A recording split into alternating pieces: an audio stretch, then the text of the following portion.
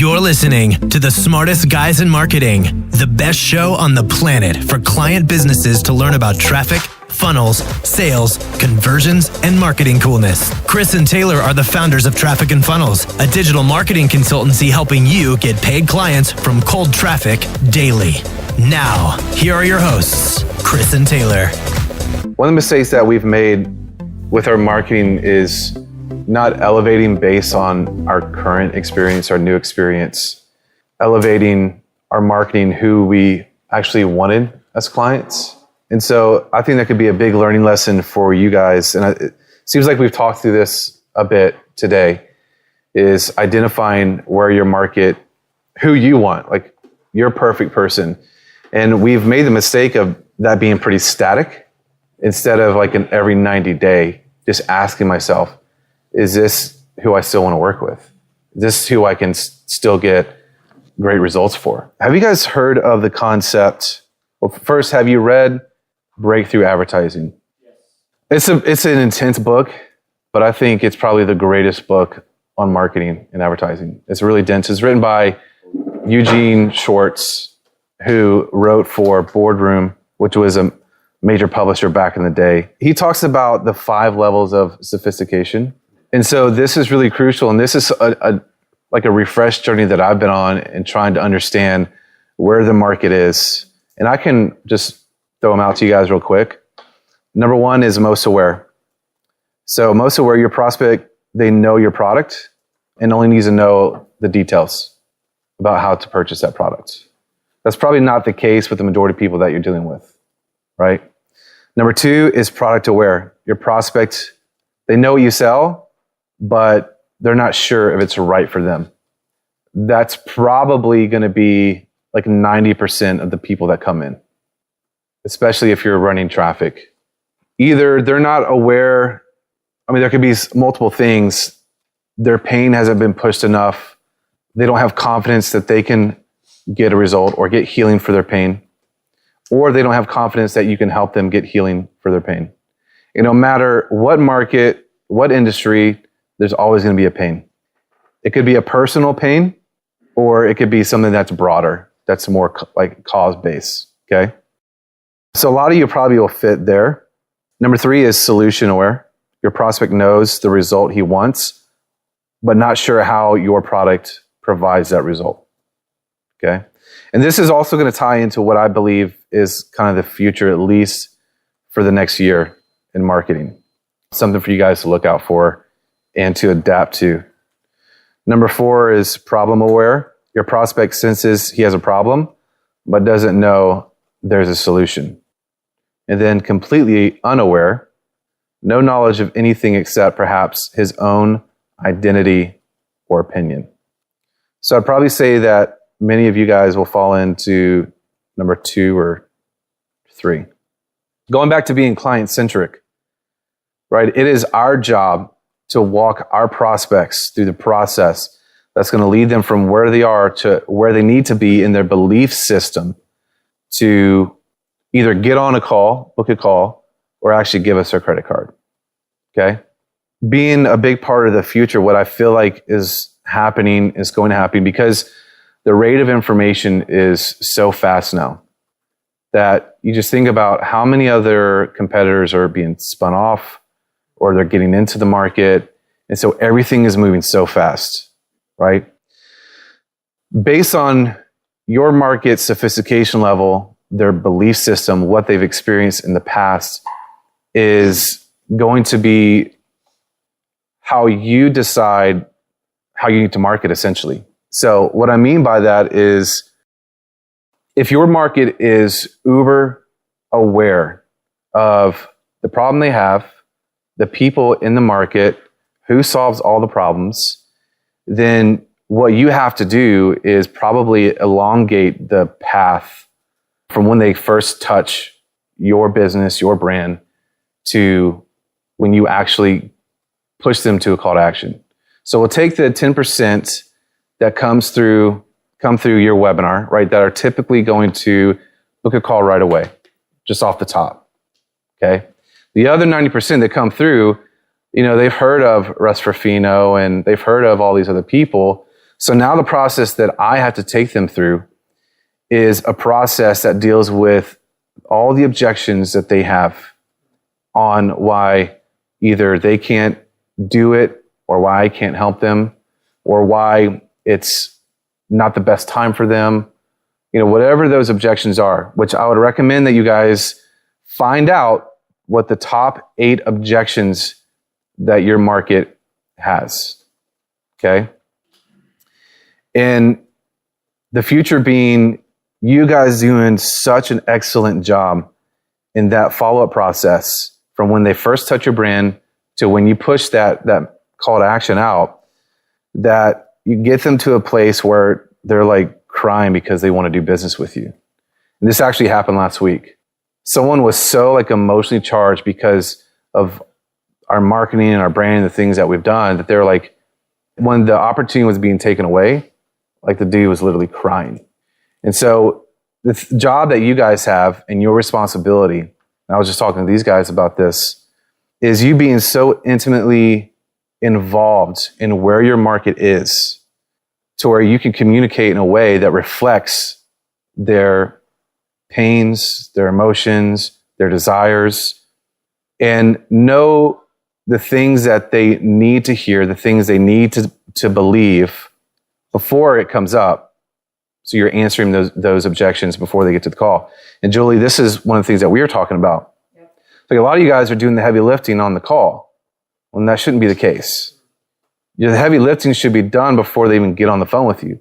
Like when they get on the phone with you, they should be 80% there, because you've dialed in so much to where they are, and you know exactly what they want as a prospect and as a market, that it's like you are coming from heaven and giving them the answer, And that's how you need to be looking at your marketing. And I believe the future of your marketing, where it comes into play from emails, and then also retargeting. Those are the weapons that we have right now. And there's a lot of things that can fall under this. When I review, there's a long time I just hadn't seen anybody's marketing. And so the last couple of weeks I've just been reviewing. And one of the grave mistakes that people make is they don't hit the pain hard. There's so much like fluff and feel good stuff. But if you want to move somebody to action, hit their pain. So here's like kind of a little formula that I came up with that you guys can use in all of your marketing, whether it's a webinar, whether it's a VSL, whether it's an ad, whether it's a live stream, whatever it is. You can take someone through this process. It can be short, or it can be as long as you want. For example, a webinar. So it is the 5 Ps, okay? And if you ever feel stuck, like, man, I'm not sure like how to communicate or whatever, just use kind of this stack, okay? So the first P is problem. Ask yourself, what is the problem that my market has right now? And just bullet point all the problems that they're having, okay? The next thing is pain. What is the pain that is being caused by that problem? The third P is the path. What's the path to get them from that pain? The things that keep them up at night, that they have nightmares about, that they are secretly ashamed about, that they're embarrassed about. And this can be tied to all of your guys's, I don't care what your market is, what your offer is. We're all dealing with human beings, so it can apply. You just have to find it. The fourth P is pleasure. So what is that dream? What is that ultimate scenario for them? If they could have anything, what would it be? And then the last P is proof. You guys showing proof that you've taken other people through this. I've been talking a lot about curiosity lately, and you can wrap all these into your marketing by using curiosity. Talking about a story of someone who is your market and they have these problems, right? And if you understand your avatar, your market, who they are currently, your perfect prospects, you can identify that, and your market's going to be like, oh my God, that's me, right? And then you hit the pains of, this guy works 80 hours a week, never sees his family. He's depressed. He's turned to alcoholism. He's taking drugs. Oh my God, that's me. I knew it. Are you saying to use a specific example of a client? So there's two ways to do it. Yeah. You can tell the whole journey of a client, or you can just describe all of these P's until you get to the proof. And then you can tell the story of the person, whether it's their own testimony, or, screenshot, like we have a bazillion of those, or, them coming on a video with you. There's a bunch of different formats you can do it in. But it's important to have the proof because they need that believability of a peer, right? Someone who's just like them, who went through all that stuff and they actually achieved the pleasure that they wanted, right? So again, there's a bunch of ways that you can use this. I think it's just a great tool. If you ever feel stuck, to ask yourself, what is their problem, right? You list that out. What are the problems that they're having every day? Then what are the pains?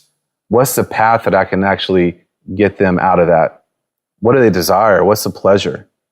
And then do I have proof of that? And that is like a super sick, bulletproof way to write copy that's going to persuade people to listen to you. How much do you try to be new or different versus relying on the stuff that's tried and true?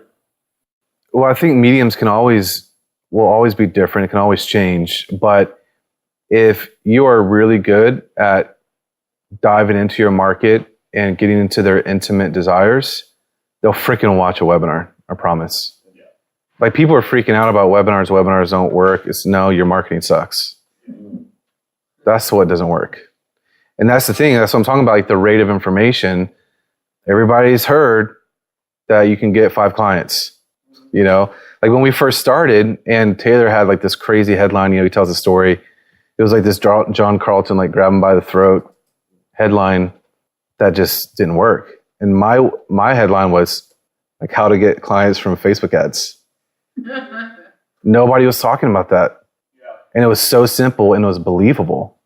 It wasn't like, I'm going to rip your throat out and just shove this message down, into your body. So it's like just knowing your market intimately, like knowing what they hate, what they detest, what they're pissed off about, the things that they've heard a million times. And it's just asking them questions. And that's like, no matter what happens, if you can develop that skill, like you'll never have to worry ever again about being defeated by your competition. Now, to give another thought to that, another answer to that is if there's like a primary theme that your market is saying, like when we first got into it, everybody was talking about writing books and doing podcasts. So we said, don't do that. You know what I mean? Because what happens, like that requires attention. That drives curiosity. They're like, what do you mean? That's what I've heard. All these people have told me I should write a book. And we're like, no, dude, don't write a book. You can get clients from Facebook ads. Now we're going the opposite. Now you're writing books? No, we're not writing books. But we're telling people that you should do a podcast. But it's not going to be like a long drawn out. It's going to be like kind of this process of having to, take someone through that longer tail. Yeah. For you, it's kind of like the thing that's come up a couple of times with like sort of taking a stand and positioning yourself as opposite. What is the most common piece of advice? Yeah. I see people, it's funny like to watch the ecosystem because it's like, yeah, the Facebook ad thing blew up. Now I see ads where people are like, don't run Facebook ads to get clients. Mm-hmm. Like just and they're running Facebook ads out in the lobby of your apartment building or whatever it is, But I'm sitting there like, you don't need a funnel. That's that I'm saying, and I'm like, I get it. Yeah. Everyone said you need a funnel, so now you're at the top.